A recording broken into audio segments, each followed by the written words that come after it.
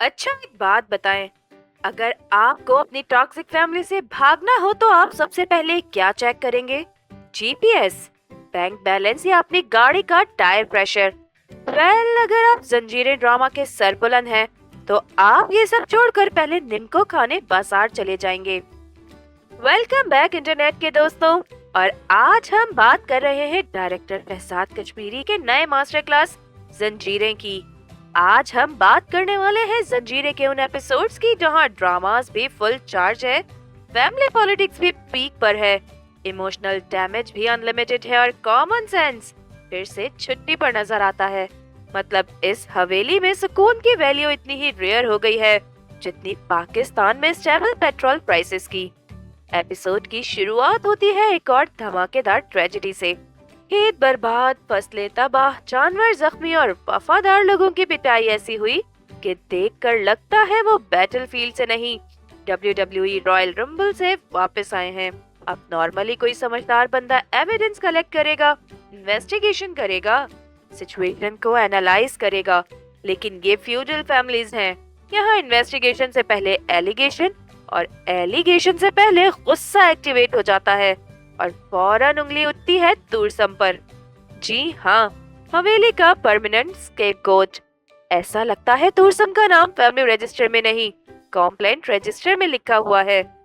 बेचारा तूरसम अपना हक मांगने आया था, सिर्फ इनहेरिटेंस की बात कर रहा था, लेकिन हवेली वालों का रिएक्शन ऐसे था जैसे बंदा जायदाद नहीं पूरा मुल्क मांग बैठा हो। और फिर एंट्री होती है सोहराब के एंगर इश्यूज की। या अल्लाह, इस बंदे का गुस्सा देखकर लगता है बचपन में इसने दूध की जगह रेड बुल पिया होगा। बातचीत शुरू होती है और 2 सेकंड बाद डायरेक्ट पर्सनल अटैक्स। सोहराब सीधा तुरसम की माँ तक पहुँच जाता है। मतलब आर्गुमेंट जीतना अलग बात है, लेकिन यहाँ तो बंदा गूगल मैप्स लेकर फैमिली ट्री में ही घुस गया। और फिर वही हुआ जो हर फ्यूडल ड्रामे में लाजमी होता है।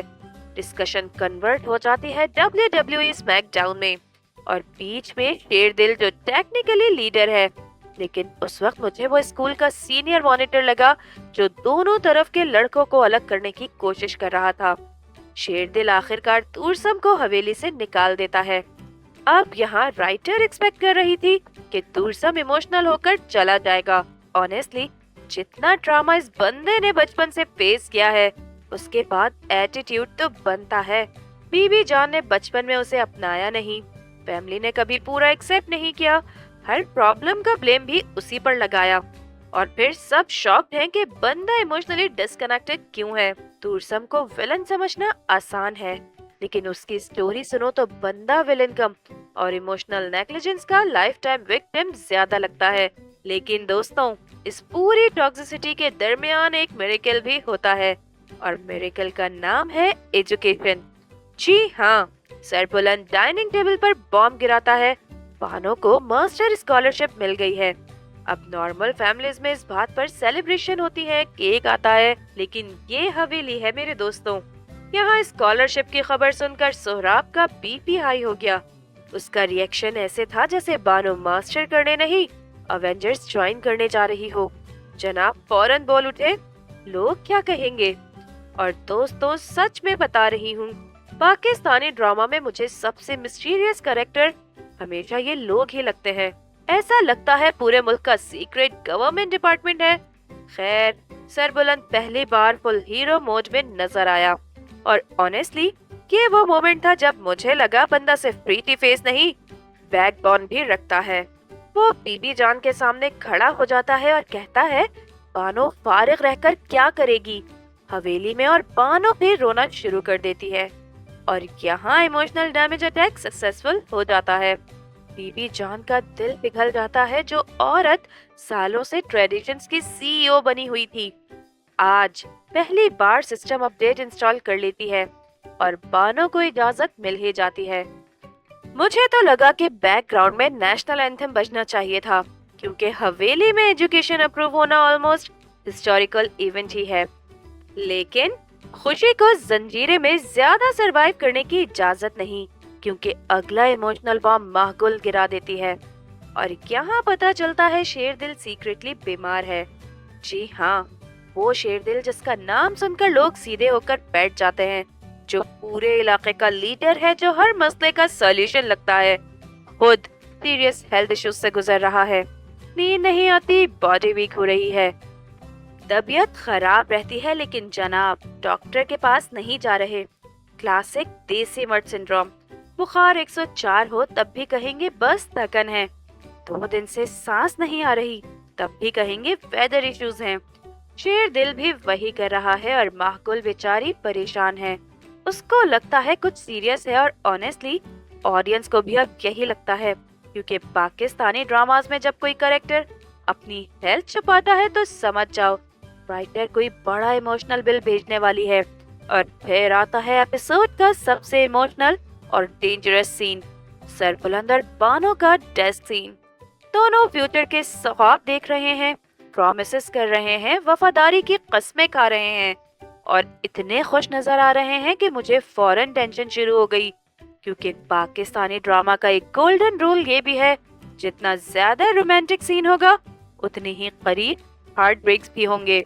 बानो और सरबुलंद को लग रहा है कि उनका फ्यूचर सिक्योर है, मोहब्बत मजबूत है, रिश्ता भी स्ट्रॉन्ग है, सब कुछ ठीक हो जाएगा। और ऑडियंस स्क्रीन के सामने बैठकर कहती है बच्चों हमें राइटर पे तुमसे ज्यादा एक्सपीरियंस है, क्योंकि एक तरफ तुरसम का गुस्सा उबल रहा है, दूसरी तरफ सोहराब का ईगो वोल्केनो बन चुका है, तीसरी तरफ जाफरान खान की दुश्मनी भी एक्टिव है और चौथी तरफ शेरदिल की हेल्थ डेंजर जोन में खड़ी है। यानी पूरी कहानी प्रेशर कुकर बन चुकी है, बस अब सीटी बजना बाकी है। और इसीलिए ये एपिसोड इतना एंगेजिंग लगता है, क्योंकि यहाँ विलन सिर्फ एक शख्स नहीं, विलन है ईगो, विलन है रिवायत, विलन है फैमिली पॉलिटिक्स और विलन है वो पुरानी सोच जो हर जनरेशन को अपनी जंजीरों में जकड़ लेती है। और बीच में फंसे हुए हैं वो लोग जो सिर्फ नॉर्मल जिंदगी जीना चाहते हैं, लेकिन जंजीरें की दुनिया में नॉर्मल जिंदगी मिलना उतना ही मुश्किल है जितना पाकिस्तानी ड्रामास में हेल्दी फैमिली कम्युनिकेशन। और दोस्तों अगर इसी स्पीड से ड्रामा चलता रहा तो मुझे लगता है कि हवेली के लोगों को साइकोलॉजिस्ट, डॉक्टर, लॉयर और सिक्योरिटी गार्ड्स सबको मंथली पैकेज पर हायर कर लेना चाहिए, क्योंकि यहाँ मोहब्बत से ज्यादा दुश्मनी ग्रो कर रही है।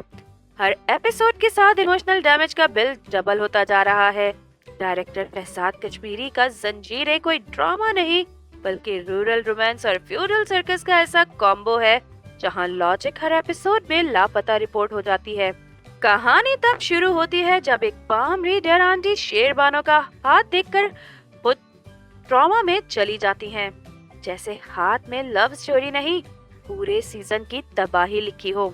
उधर रबिया अपना ढाबा और सेल्फ रिस्पेक्ट दोनों संभाल रही है, जबकि तुरसम का प्रपोजल कम और कब्जा माफिया की वार्निंग ज्यादा लगता है। हवेली में सरबुलंद की वापसी पर ऐसे जश्न मनाया जाता है जैसे बंदा एग्जाम्स नहीं मार्स मिशन कंप्लीट करके आया हो।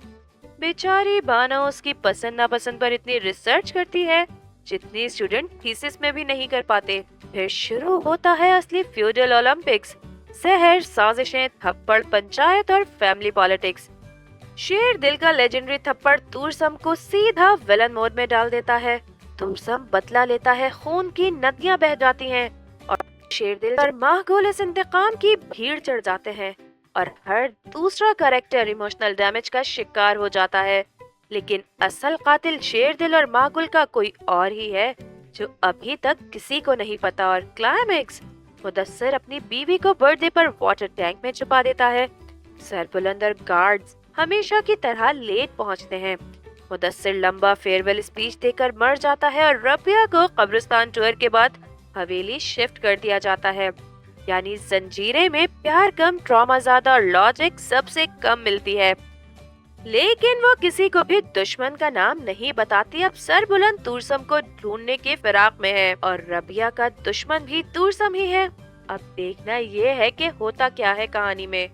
और दोस्तों इस वक्त जंजीरे की कहानी उस मोड़ पर खड़ी है जहां हर बंदा किसी न किसी को ढूंढ रहा है। सरबुलंद तुरसम के पीछे पड़ा हुआ है, रबिया ड्रामा मोड में हवेली आ चुकी है। लेकिन सबसे बड़ी बात यह है कि वो अब तक अपने असल दुश्मन का नाम नहीं बताती।